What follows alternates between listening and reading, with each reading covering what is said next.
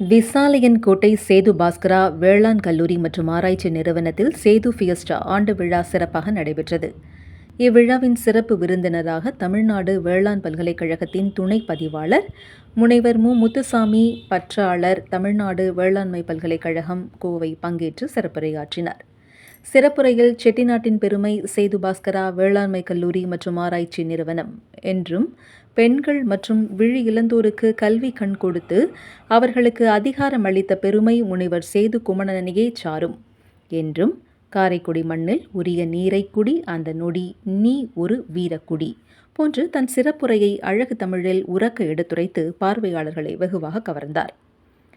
மேலும் அவர் தனக்கே உரிய பாணியில் மாணவர்களுக்கு சுவாரஸ்யமான அறிவுரைகளை வழங்கி பார்வையாளர்களை கவர்ந்தெழுக்கும் பேச்சில் ஈடுபட வைத்தார். நிகழ்ச்சியை கல்லூரி தாளாளர் முனைவர் சேது குமணன் மற்றும் முதல்வர் கருணாநிதி தலைமை தாங்கினர்.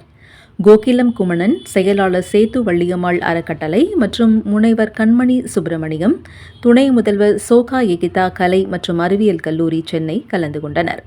விழாவில் மாணவர்கள் பல்வேறு வகையான கலை நிகழ்ச்சிகளில் தங்களது திறமைகளை வெளிப்படுத்தி பார்வையாளர்களை கவர்ந்தனர். இவ்விழா வெற்றியாளர்கள் மற்றும் நிகழ்ச்சியில் சிறப்பாக பங்கேற்ற மாணவர்களுக்கு பரிசுகள் வழங்கி நிறைவுற்றது. இந்நிகழ்ச்சியில் மாணவர்கள், பேராசிரியர்கள் மற்றும் ஆசிரியர் அல்லாத பணியாளர்கள் உட்பட 300க்கும் மேற்பட்டவர்கள் பங்கேற்றனர்.